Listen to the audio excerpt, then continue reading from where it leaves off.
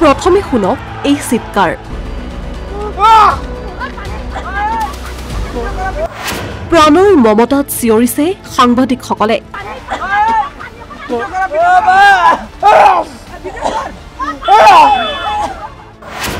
চাওক প্ৰতিবাদস্থলীৰ উত্তপ্ত পৰিস্থিতি।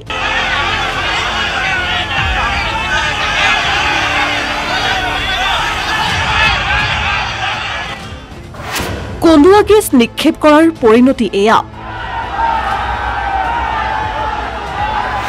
অসম আৰক্ষীৰ এক লজ্জাজনক অধ্যায়। স্মাৰ্ট মিটাৰ, মণিপুৰ হিংসা, আদানীকান্তৰ বিৰুদ্ধে বুধবাৰে বিৰোধী কংগ্ৰেছে গ্ৰহণ কৰিছিল ৰাজভৱন চলো কাৰ্যসূচী। এই প্ৰতিবাদী কাৰ্যসূচী গ্ৰহণৰ মাজতেই সংঘটিত হৈছে এক ভয়ংকৰ অঘটন।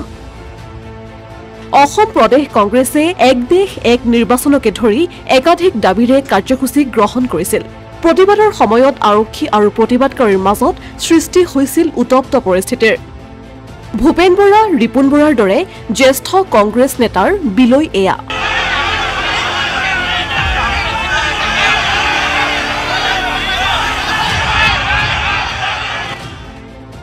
জোৰ তোৰ পৰা নিক্ষেপ কৰিছে কন্দুৱা গেছ।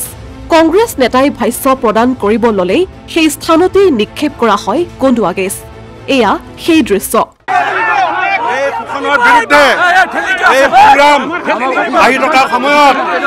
আৰু শক্তিশালী হ'ব দুৰ্নীতি। হিমন্ত বিশ্ব শৰ্মাৰ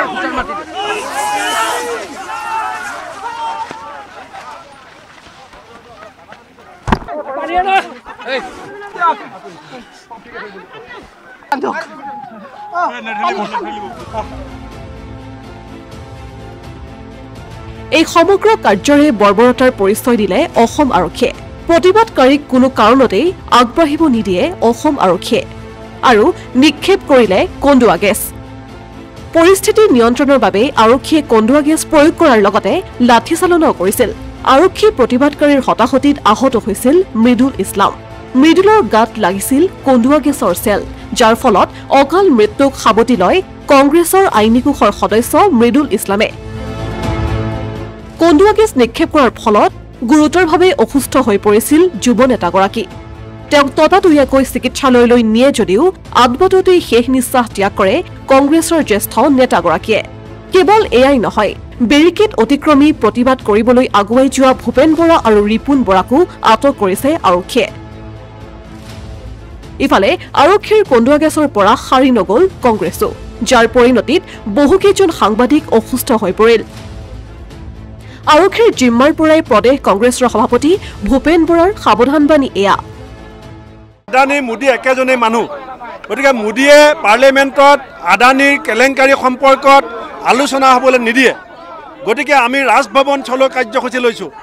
হিমন্ত বিশ্বই দাদাগিৰি কৰি কন্দুৱা গেছ চলাই হাজাৰ হাজাৰ কংগ্ৰেছ কৰ্মী চকুৱেদি পানী ওলাইছে।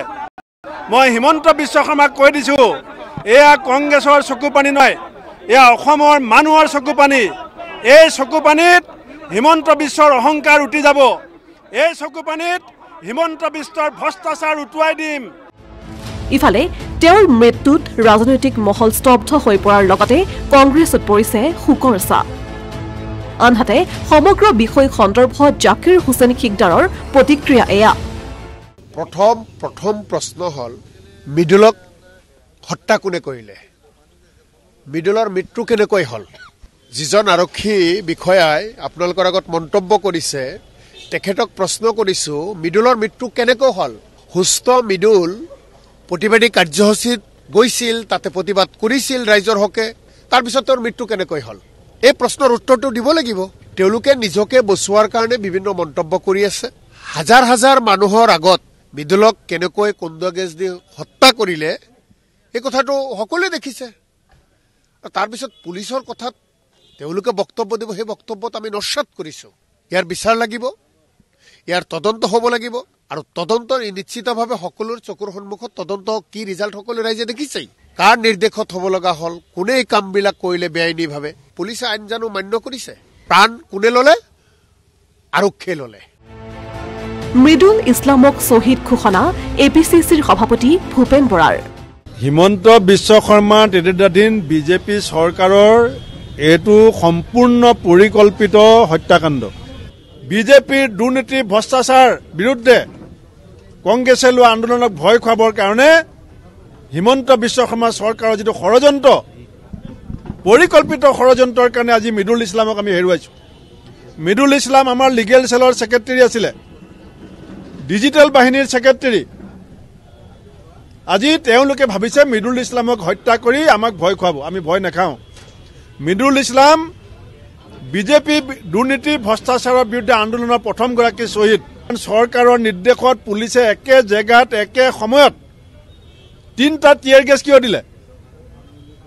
3টা টিয়াৰ গেছ দিলে মানুহৰ কেনেকুৱা অৱস্থা হ'ব পাৰে পুলিচে জানে। তাত ডাক্তৰ কিয় নাছিলে? তাত এম্বুলেন্স কিয় নাছিলে? তাত মেডিচাইন কিয় নাছিলে? হস্পিটেললৈ আনি থকা অৱস্থাত তেওঁৰ মৃত্যু হৈছে। অনুমতি দিয়ে নেকি পুলিচে কেতিয়াবা আন্দোলন কৰিবলৈ? ৰাজীৱ ভৱনত আন্দোলন কৰিলে গেট বন্ধ কৰি থয়। ৰাজভৱন চলো বুলি কৈছোঁ, বন্দুক লৈ গৈছিলোঁ নেকি? লাঠি লৈ গৈছিলোঁ নেকি? ৰাজভৱনৰ সন্মুখত গৈ প্ৰতিবাদ সাব্যস্ত কৰাত পুলিচে বাধা দিবলৈ অধিকাৰ ক'ত পালে? আমি ক'ত ল এণ্ড অৰ্ডাৰ বন্ধ কৰিছোঁ? ৰাজপথ তেওঁলোকে বন্ধ কৰিছে। দেশ বুলিলে আদেশ নালাগে। এই দেশত সংবিধানে কৈছে গণতান্ত্ৰিক আন্দোলন কৰিবলৈ নাগৰিকৰ অধিকাৰ আছে। Congress as a registered political party, we have full right to protest against corruption of Modi and Adani. When we will continue our protest strongly and strongly. আৰক্ষীৰ বৰ্বৰতাৰ বিৰুদ্ধে ক্ষোভ প্ৰকাশ কৰিলে দেৱব্ৰত শইকীয়াই। চক এটা দেশৰ নাগৰিকে যদি প্ৰতিবাদ কৰে, প্ৰতিবাদৰ কাৰণে নিশ্চিতভাৱে প্ৰতিবাদ কৰিবলৈ সুযোগ দিব লাগে। আৰু আমি প্ৰতিবাদ কৰিব বিচাৰিলে তেওঁলোকেতো 144 আছে, সেই গতিকে 5জনতকৈ অধিক মানুহ যাব নোৱাৰে বুলি গতিকে তেওঁলোকেও জানে হস্তম হৈ আছিল। আৰু আমাৰ লগত তেওঁলোকে মই কৈছোৱে, আমি ৰাজভৱনলৈ হঠাৎ যোৱা নাই।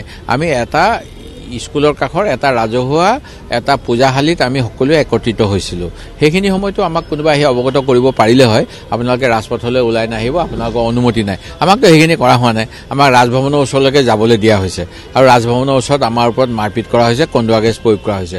এই গতিকে কথাখিনি দুই পক্ষৰেই শুনিব লাগিব। মই অনুমতিৰ কথাটো মই ক'ব বিচাৰোঁ যে যদি আমাৰ গণতন্ত্ৰত যিটো মৌলিক অধিকাৰ প্ৰতিবাদ কৰাৰ, সেই অধিকাৰ যদি এটা 144, 145 জাতীয় আইনৰ কথা কৈ বা বন্ধ কৰিব বিচৰা হয়, তেতিয়াহ'লে এই গণতন্ত্ৰৰ বাবে শুভ লক্ষণ নহ'ব। অসম আৰক্ষীৰ এনে বৰ্বৰ ঘটনা সন্দৰ্ভত লুৰিণজ্যোতি গগৈয়ে মন্তব্য কৰিলে এইদৰে। এই ঘটনা অত্যন্ত ভয়াৱহ, ভয়ংকৰ ঘটনা। আমি এই হত্যাকাণ্ডক কঠোৰ ভাষাৰে আমি গৰিহণা দিছোঁ আৰু স্পষ্টকৈ চৰকাৰক ক'ব খোজো যে চৰকাৰে, বিজেপি চৰকাৰখনে তেওঁলোকৰ আমোলাত এক জংগল ৰাজ চলাইছে। এই চৰকাৰখন এখন হত্যাকাৰী চৰকাৰ আৰু তেওঁলোকে গণতান্ত্ৰিক আন্দোলনৰ কেতিয়াও ভাষা নুবুজে। গণতান্ত্ৰিক আন্দোলনৰ প্ৰতি তিলমানো তেওঁলোকৰ শ্ৰদ্ধা নাই। সেইকাৰণে নিৰস্ত্ৰ গণতান্ত্ৰিক প্ৰতিবাদকাৰীক এনেকৈ বৰ্বৰোচিতভাৱে আক্ৰমণ কৰি অত্যাচাৰ কৰি এগৰাকী আন্দোলনকাৰীক তেওঁলোকে হত্যা কৰিলে। এই চৰকাৰখন এখন হত্যাকাৰী চৰকাৰ আৰু মুখ্যমন্ত্ৰী হিমন্ত বিশ্ব শৰ্মাই এই হত্যাৰ নৈতিক দায়িত্ব তেওঁ ল'ব লাগিব, স্বীকাৰ কৰিব লাগিব। তাৎক্ষণিকভাৱে যিগৰাকী বিষয়া আছে, এই বিষয়াগৰাকীৰ ওপৰত কঠোৰ শাস্তি ব্যৱস্থা গ্ৰহণ কৰিবৰ কাৰণে আমি দাবী উত্থাপন কৰিছোঁ। তাৰ লগে লগে গণতন্ত্ৰৰ চতুৰ্থ স্তম্ভ সংবাদকৰ্মীসকলক, সংবাদদাতাসকলৰ ওপৰতো বিভিন্ন ধৰণে অত্যাচাৰ কৰা হৈছে। গতিকে চৰকাৰখন একেলগে গণতান্ত্ৰিক আন্দোলনৰ ভাষা নুবুজা, গণতন্ত্ৰৰ চতুৰ্থ স্তম্ভ যিসকল সাংবাদিক আছে সেই সকলকো অত্যাচাৰ কৰা যে এখন চৰকাৰ, সেই কথা পুনৰ প্ৰমাণ হৈছে। গতিকে মুখ্যমন্ত্ৰীক মই পুনৰ কৈছোঁ যে এই হত্যাৰ নৈতিক দায়িত্ব মুখ্যমন্ত্ৰীয়ে স্বীকাৰ কৰিব লাগিব আৰু যিসকল তদন্তকাৰী, যিসকল বিষয়াৰ এই নেতৃত্বত এই গোটেই আক্ৰমণ হ'ল, সেইসকলৰ বিৰুদ্ধে তদন্ত কৰি কঠোৰৰ পৰা কঠোৰতম শাস্তি বিহিবৰ কাৰণেও আমি দাবী উত্থাপন। আনহাতে সামাজিক মাধ্যমৰ জৰিয়তে প্ৰতিক্ৰিয়া প্ৰকাশ কৰিলে ৰাহুল গান্ধীয়ে। সমগ্ৰ বিষয় সন্দৰ্ভত উদয় হয় প্ৰশ্নৰ, শান্তিৰ পবিত্ৰ গংগা এনেদৰেই বয় নেকি? ৰাজ্যৰ গৃহ বিভাগ এইদৰেই চলে নেকি? কংগ্ৰেছৰ এজন জ্যেষ্ঠ নেতা এনেদৰে হেৰাই যোৱাত চৰকাৰে কি ভূমিকা গ্ৰহণ কৰে সেয়াহে হ'ব লক্ষণীয়। Asomiya Pratidin digital desk.